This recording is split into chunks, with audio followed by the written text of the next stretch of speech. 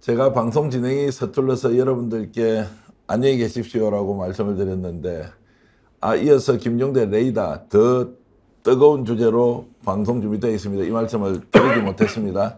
지금 동지독자가 한 2~3천 명 정도 나가셨는데요. 그래도 지금 12,000명 가까운 분이 계시니까 김종대 의원님 죄송합니다라는 말씀 드리면서 오늘 네. 김종대 레이더 좀 뜨겁게 시작해 보겠습니다. 아이 좋습니다. 예. 자, 윤석열 대통령이 이제 출발했습니다. 네. 3박 5일 일정으로 네덜란드 갔는데 뭐 반도체 동맹 뭐 다 좋습니다. 네. 실제로 성과를 낼 수 있는 거냐 아니냐 지금 벌써 얘기가 많습니다. 왜냐하면 네덜란드 총리가 이제 임기가 얼마 안 남았기 때문에 이번에 MOU 체결해봐야 별로 효과 없다 이런 이야기도 있는데 일단 총평부터 좀 해주시죠. 아니 그러니까 윤 대통령 본인도 나 이거 꼭 가야 돼. 뭐냐 하면은 이게 부산 엑스포 표결 이전에 결정된 국빈 방문이에요. 그러면은 그 얘기는 뭐냐 하면은 이게 1차 투표를 통과하고 유럽에 가서 2차 투표 선거운동 가려고 했던 국빈 방문이에요. 그러니까 지금 계산이 완전히 어그러진 거예요. 그러면은 그 시나리오대로 보면은 지난주에 부산 엑스포 어쨌든 사우디엔 졌다 하더라도 드디어 1차 투표 통과했다. 이제 결선 투표 남았다. 이제 이것도 축하할 겸 유럽표가 중요하다. 이제 로마로 간 17표가 있잖아요. 예. 그걸 한국이 가져와야 될 거 아니에요. 그러니까 저기 1차 투표만 통과하면 2차 투표에서는 유럽표를 흡수하면 어떻게 돼? 막판 대역전으로 이긴다. 이걸로 결정된 네덜란드 국빈 방문이에요. 그러면 지금 그 말씀은 이제 엑스포 유치를 위해서 일정으로 맞춰놓은 네덜란드 방문이었는데 그렇죠. 그거는 이제 꽝으로 끝이 났고 꽝이 된 거죠. 그러니까 그 전에 영국 갔잖아요. 예. 프랑스 갔잖아요. 그 다음이 네덜란드였는데 이게 다 이어지는 거란 말입니다. 그랬는데 이게 지난주에 참사가 일어났잖아요. 참사가. 그러니까 왜 가는지 모르고 가는 거예요. 이거는 국빈 방문이라 그래가지고 약속은 했으니 어쩔 수 없이 가는 거고. 표면적인 명분은 그 ASML이라고 네덜란드의 반도체 회사 있지 않습니까? 그 제조 장비 중에 극자외선 노광 장비. 이게 말이 좀 어려운데 그 인간이 만든 빛의 파장 중에 가장 짧은 파장, 네. 아주 정밀한 빛이죠. 이걸로 이 웨이퍼에다가 반도체 회로기판을 새기는 거, 이걸 ASML에서 만든 극자외선 노광 장비라고 그러고 전 세계 독점 공급이에요. 이걸 삼성전자가 수입하고 LG전자가 수입해가지고 우리나라에 반도체 제조를 하는데 반도체 동맹을 체결한다. 이걸 뭐냐 하면은 이미 거래하고 있는 그 네덜란드와 상호 이가 ASML 짜고 협력 관계를 강화한다 이 뜻인데 이미 다 강화돼가지고 더 협력할 게 없어요. 다 잘 되고 있는 거예요. 그리고 그거 구경하러 간다는 거예요. 그 회사는 이제 삼성만 납품하는 게 아니라 전 세계 반도체 회사에 다 납품하는 회사 아닙니까? 아니 그런데 최근에 미국이 이제 중국의 반도체를 견제하면서 그 네덜란드 그 장비를 중국에 수출하지 마라. 이래가지고 네덜란드가 엄청 곤욕을 치렀는데 중국의 수출을 이제 못합니다. 그래서 중국의 반도체 굴기를 이제 잡아버린 건데 그렇게 되니까 장비가 남잖아요. 이게 재고가 남아가지고 오히려 우린 더 좋아요. 중국에 못 팔고 저 세계 최대 수요처에서 못 파는데 그럼 한국이 수입하는데 더 여건은 좋은 거죠. 아무 이상이 없다 이 뜻이에요. 굳이 그것 때문에 네덜란드 갈 이유가 없는 거죠. 그리고 뭐 하나 더 짚고 넘어가야 될 게 이제 뭐 역대 대통령 또는 이제 그 외국 쉽게 얘기하면 국가 원수가 그 반도체 장비회사 ASML의 클린룸을 최초로 방문한다. 이건 어떻게 해석해야 됩니까? 아니 그건 제가 과천에 사는데 과천 소방사 뒤에 제가 먹어본 김치찌개 중에 제일 맛있는 게 양푼이 김치찌개 있거든요. 거기에 대통령 온 적 없어요. 그러면 대통령이 거기 가서 김치찌개를 먹었으면 사상 최초로 양푼이 김치집에 대통령이 온 거예요.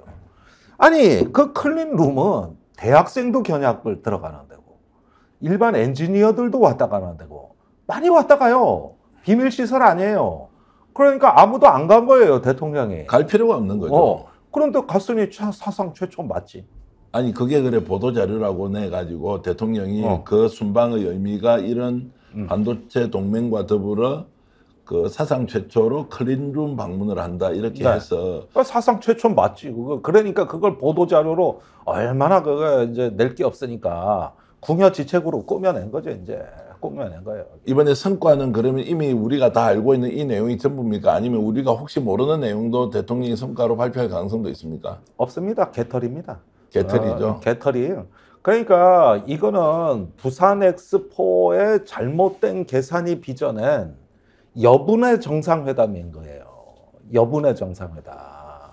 아니 지금 네덜란드 연정이 붕괴돼가지고 저 거의 무정부 상태인데 거기 가서 뭘 하겠어요 지금? 근데 왜 그런 내용은 우리 언론이 보도를 하지 않습니까? 네덜란드 연정 붕괴돼 가지고 거부 정권이 곧 들어설 것이고 지금 현 정부는 총리가 임기가 몇 개월도 남지 않았는데 이런 내용을 왜 언론들은 냉정하게 있는 그대로 얘기를 해주고 그래서 자기 정권까지 이어지는 MOU의 효력을 강화하기 위한 구체적인 수단까지 만들어라 이렇게 하는 것이 대통령이 그렇게 강조하는 예산 낭비를 줄이고 재정 혁신 의 결과로서 적은 돈으로 많은 성과를 내는 또 해외 영업 사원 1호로서 해야 되는 당연한 일 아닌가요?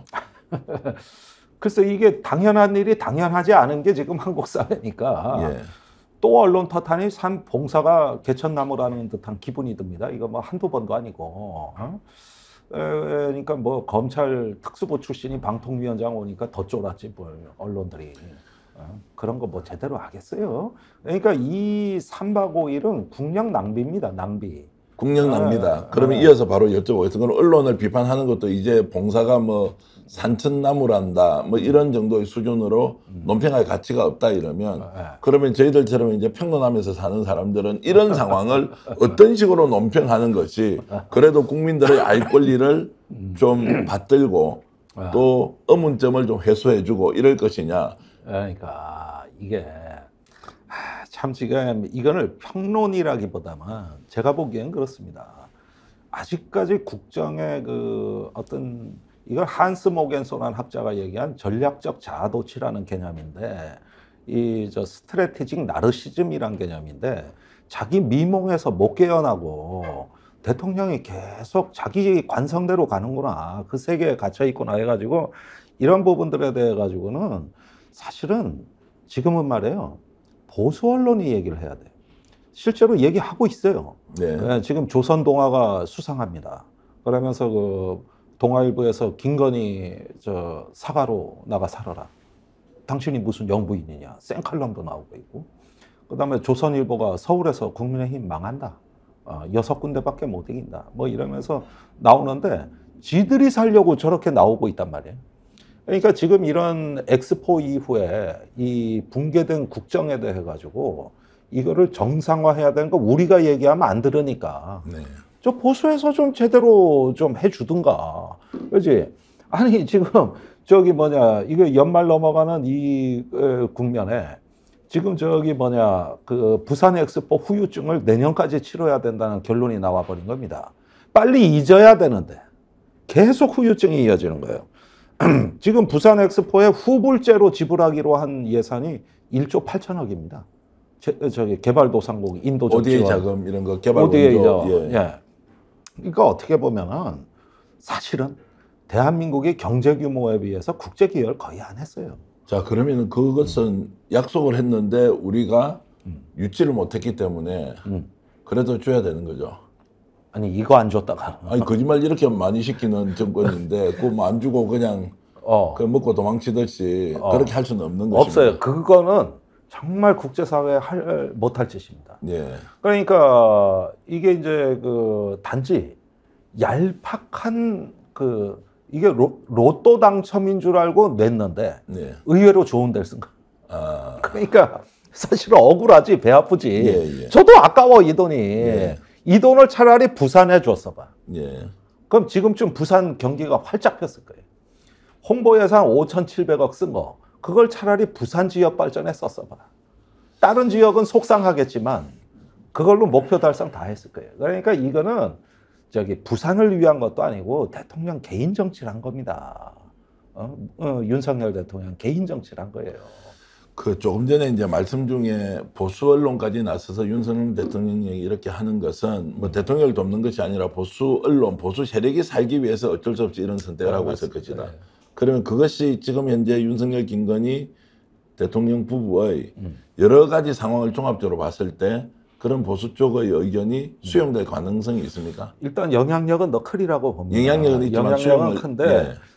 윤 대통령은 받아들일 사람이 아니에요. 예. 저러면 저럴수록 더 자기의 주관적 세계 안에 갇혀버려요. 이제는 진보뿐만 아니라 보수도 불편해지는 거죠. 예. 그리고 저기 가장 큰 고비는 역시 김건희 특검입니다. 예.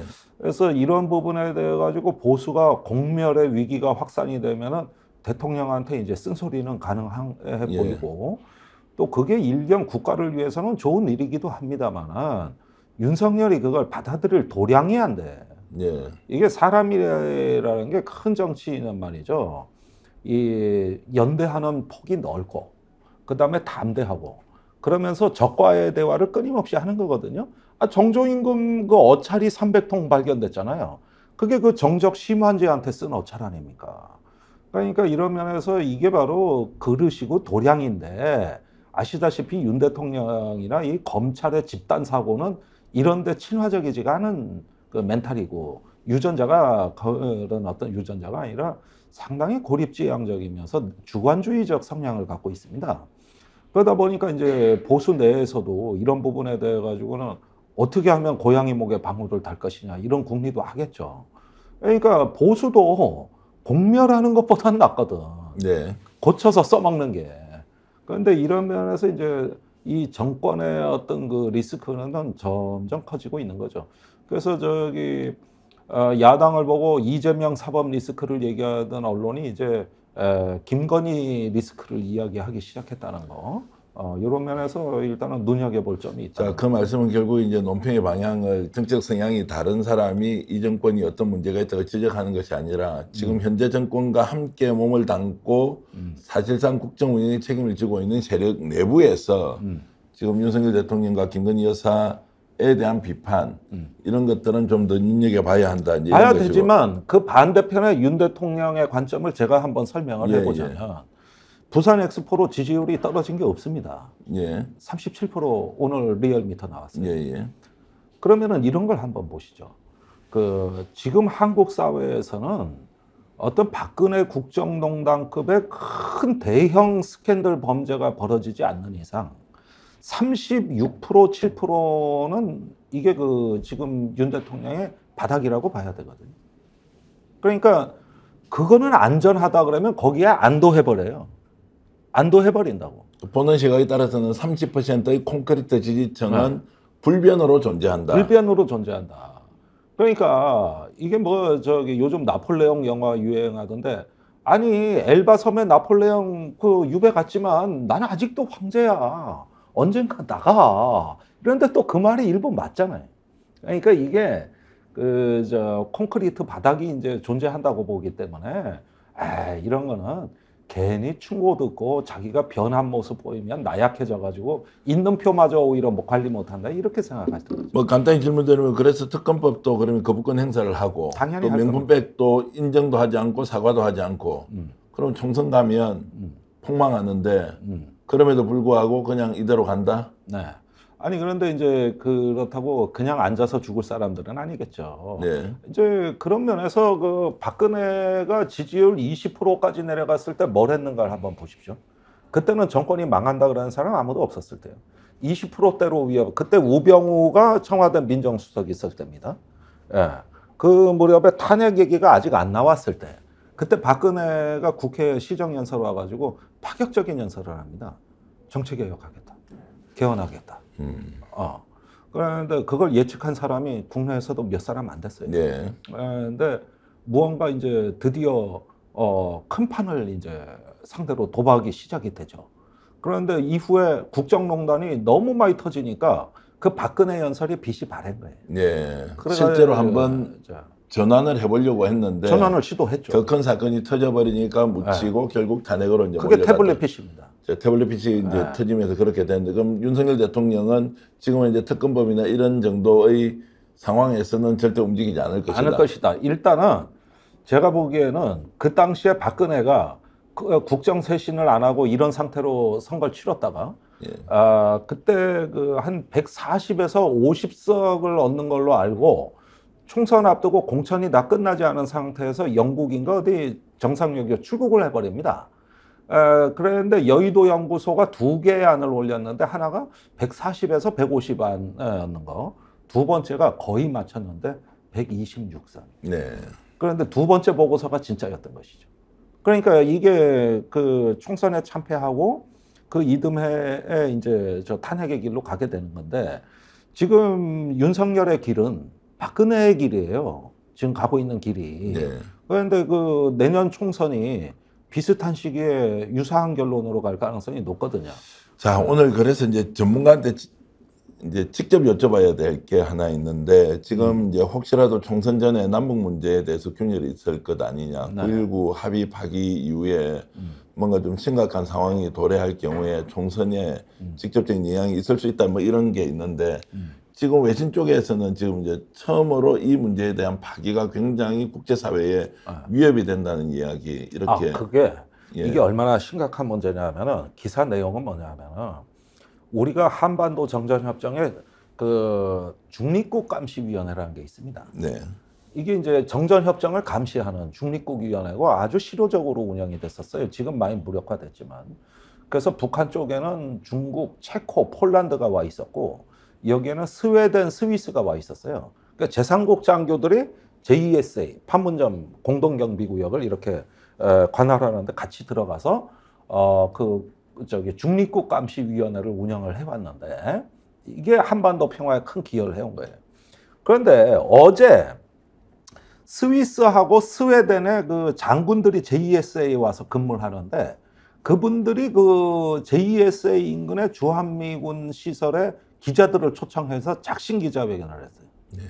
그게 뭐냐면은, 이 9.19 군사 합의에는 JESA의 비무장화를 규정하고 있거든. 예. 그런데 얼마 전에 우리가 그 일부 조항을 무력화하자 북한이 전면 파기를 했단 말입니다. 그러고 나서 JESA에서 하루아침에 분위기가 달라진 거예요. 그러니까 북한군이 권총을 휴대하기 시작한 거예요. 그러니까 이 중립국감시위원회가 보기엔 누가 보더라도 이건 9.19 합의 무력화로 생긴 변화거든요. 네. 그래가지고 기자들을 불러 막아가지고, 그 연합뉴스 오늘 기사 보시면은 그 판문점에서 아예 기자 인터뷰 간담회를 해버린 거죠. 거기서 뭐라 그랬냐면은, 이런 어떤 9.19 같은 규칙을 마련해가지고 우발적 충돌을 막는 거는 너무 좋은 일이다. 이런 규칙은 많을수록 좋다. 그런데 최근에 이게 무력화되면서 상당히 정전협정 감시가 어려워졌다. 이래가지고 9.19 합의 파기로 군사적 오판 가능성이 커졌다. 이렇게 얘기를 한 거예요. 이렇게. 그렇게 유도를 우리 정부가 하고 있는 겁니까? 아니면 유도했는데 북한이 유도하고, 권총을 휴대하고 나왔기 때문에 북한이 과잉 반응을 보여서 아니, 실제로 우발적 도발을 할 수도 있다. 어떻게 해석해야 됩니까? 아니, 자꾸 북한이 파기했다 그랬는데 말인즉슨 맞지만, 아니 우리가 일부 조항을 무력화한다 그러면 북한이 그러면 전면 무력화 파기하겠다고 나오는 건 너무나 당연한 얘기거든요. 예. 쉽게 예측됐던 거거든요. 예, 예. 그런데 이제 우리 정부는 북한이 파기했다고 적반하장이라 그러면서 또 공격을 하는 거거든요. 예. 아니 그러면은 내가 유리한 조항만 무력화하겠다 그러는데, 아니 합의서라는 게 무력화 되면 되는 것이고 아니면 아닌 것이지, 내가 유리한 것만 무력화할 테니 나머지 니들이 불리한 거 그거는 계속 지켜, 이런 합의는 없거든요. 국민들이 가장 이런- 우려하는 건데, 이 상황에서 실제 우발적 충돌이 일어날 수도 있다. 이것은 실제 상황으로 저희들이 좀 걱정을 해야 됩니까? 그건 아무도 모릅니다. 아무도 모른다는 아무도 것은 몰라요. 그러니까 우발적이라는 건 통제가 안 된다는 뜻인데, 지금 우리나라 서북 해역의 NLL 북방 한계선 부근이라든가 JESA라든가 또 민감한 그 장소가 있어요. 뭐 한강 하구의 중립 수역이라든가 이런 부분들에서는 굉장히 어떤 통제가 곤란한 군사 상황이 발생할 가능성이 높고, 이제 봄이 되면은 남풍이 붑니다. 그때가 그 탈북 단체가 대북 전단을 집중 살포하는 때거든요. 그러니까 이런 것들이 북한 측에서는 반드시 대응한다는 입장인데, 이랬을 때 그 풍선을 요격하기 위해서 북한이 고사총을 발사하면 이쪽은 자동 응사하게 돼 있습니다. 연일 신원식 국방장관이 1초도 망설이지 마라 이렇게 이야기를 하고 있기 때문에 이건 교전 가능성이 굉장히 높아요. 자, 문제가 안 그러면 돼요. 그걸 악용 또는 이용해서 총선에 좀 쓰자 이러면 자, 지금처럼 우리 김종대 전 의원께서 말씀하신 내용을 국민들이 충분히 이해하고 이것이 네. 어떻게 보면 정부에서 유도할 수도 있다. 이렇게 본다면 총선에 지금까지 북풍 무조건 보수 쪽에 유리했다. 이번에도 무조건 유리했죠. 똑같이 적용될 가능성이 있습니까? 그러니까 그럴 때 참 민주당이 잘해야 되거든요. 예. 그러니까 역대 북풍이 분 사례를 제가 쭉 지난 30년간 봤을 때 꼭 민주당에 통제 안 되는 사람들이 나와 이상한 말을 또 한다고. 예. 그러면 정권이 유도를 하고 악의적으로 한 건데 이상하게 야당은 그 족족 말려든단 말이에요. 그래가지고 최근에 진 선거가 2012년에 총선, 그때 강정마을이 터졌었어요. 그게 북풍이 돼버렸습니다. 그 다음에 그해 연말에 NLL 대화록 논란이 있었어요. 그대로 그거 치명타를 얻습니다. 안 말려들 것 같은데 신기하게 말려든다고. 그러면은 저쪽은 언론을 갖고 있고 이 저 국가안보에 의제 설정을 해야 하는 집권 여당이기 때문에 여기에 엄청난 사상 이념 공세를 퍼부어요. 그리고 이념 논쟁은 윤 대통령이 하고 싶어 하는 거예요. 그러면은 저기 어디 지금 최근에 뭐 농민조직 국가보안법 수사 중이거든요. 전농 쪽에서 뭔가 사건이 터진다는 소문도 계속 나오고 있고 뭐 이러는데 이런 것들 차곡차곡 쌓아놨다가 그런 안보 위기 상황에서 구체화하고 확산시키면은 순식간에 넘어간다니까. 순식간에. 네. 그래서 이런 부분에 대한 전문성이 있는 관리가 필요해요. 역대 이런 것들이 참 알면서도 당하는 거죠. 그래서 우리가 뻔히 아는 저 악의적인 거를 눈 뜨고 보고 당한 게 지금까지 벌써 뭐 수없이 많은 있기 때문에 좀 경험적으로 그거 경계해야 된다고 봅니다. 지금 현재 민주당의 역량으로는 이런 상황에 좀 능동적으로 대처하기 어렵다 또는 지금 현재 상황은 대처하지 못하고 있다 이런 평가가 좀 객관적입니까? 근데 그런 부분에서는 얼마나 준비되어 있는지에 대해서 저는 조금 우려합니다. 예. 왜냐하면 준비를 해도 당하는 게 북풍인데 예. 이런 점에서 저기 그 특히 어떤 안보 상황 점검이라든가 여기에 맞는 전문성 배치라든가 이런 부분에서 절대 소홀히 하지 마시라. 김대중 총재가 옛날에 97년 집권할 때 이 부분에 엄청나게 투자를 했습니다. 그것이 이제 또 하나의 승인이 됐던 것이죠. 아, 그러면 지금 이제 북풍이 실제로 저는 뭐 그냥 상상 속에서만 있는 것이지 실제로 일어나겠느냐에 대해서 의문이 좀 많이 들기도 하는데 네. 지금 이게 실제 상황으로 올 수 있다는 걸 들으니까 굉장히 긴장이 되고 특검법 문제나 김건희 명품백 같은 문제는 우리 사회 안에서 이렇든 저렇든 우리가 네. 정리정돈을 하고 가는 것이니 정치적으로 이해관계가 엇갈려서 누가 의석을 좀 더 가지고 덜 가지고의 문제이고 자, 이걸 보세요. 네. 이걸 언론에서 그냥 넘어가는 게 중대한 사안이 하나 있는데 네. 저번에 디플로맷에서 한국의 확증 편향과 편견이 부산 엑스포를 날렸다. 이게 미국의 디플로맷 보도라는 거 알고 계시죠? 네. 그거 가지고 이게 국내에서 화제가 많이 됐는데 그 기사 말미에 놓칠 수 없는 대목이 하나 있어요. 이번에 우리가 개발도상국 표를 쭉 썼단 말이에요. 그런데 그 글로벌 사우스로 불리는 개발도상국의 요즘 가장 영향력이 큰 게 중국입니다. 네. 그런데 그 기사에서 뭐라고 얘기하냐 하면은 중국이 개발도상국의 한국 엑스포를 지지하지 말라고 요청했다. 이게 결정타로 돼 있다. 네. 자, 이거 지금 제가 구체적으로 확인된 사실이 아니라 가지고 이거 확증은 못합니다만은 이게 사실은 유력 외신에 나온 기사입니다. 그러면은 네. 보십시오. 지금 저기 그 부산 엑스포의 중국의 비협조 이건 뭐 윤 대통령이 자초한 거지만은 그러면 이제 반성하고 중국하고 잘해보겠다 이럴 것 같습니까? 아니거든. 그다음에 북한 문제 러시아가 돕고 있잖아요. 러시아하고 밀착돼 있잖아요. 그 러시아를 지금 러시아가 한국하고 관계 회복하겠다는데 그것도 응답 안 한 게 윤석열 정부예요. 네. 그러면 출구가 어디겠냐고. 예. 이렇게 다 잘 지내서 엑스포라든가 뭔가 우리가 거둘 수 있는 국익이 이렇게 많은 것도 지금 눈 뜨고 다 놓치는 정권이 어느 길로 가겠냐는 거예요. 어느 길로. 적으로 돌리는 겁니다. 적으로. 그러지 않았으면 지금 경제도 이렇게 어렵지 않았고 부산 엑스포도 양상이 달랐을 거고 북한이 인공위성 발사 성공하는 것도 어느 정도 우리가 개입할 수 있었을 거예요. 이 기회를 다 놓쳤어. 그런데 이걸 갖다가 반성을 하겠습니까, 정권이? 거꾸로 이제 더 어떤 거 적으로 돌리고 경쟁자로 돌려서 결국은 자기 위신 세우려고 하겠죠. 그게 갈 길이 그거밖에 안 남은 거예요.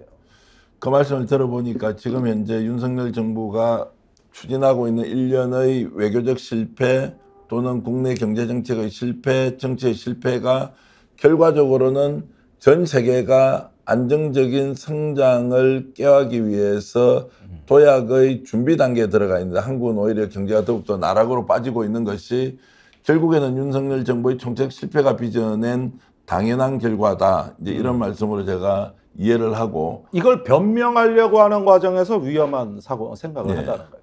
그러니까 이제 더욱더 위험한 상황으로 가기 때문에 남북 문제도 어떻게 전개될지 지금 현재는 불확실성이 매우 고조되고 있다 이렇게 이해를 하겠습니다. 오늘 긴 시간 동안 이렇게 좋은 말씀해 주시고 네. 또 국민 여러분께 상세히 설명해 주신 김동대 전 의원께 감사의 말씀을 드립니다. 네.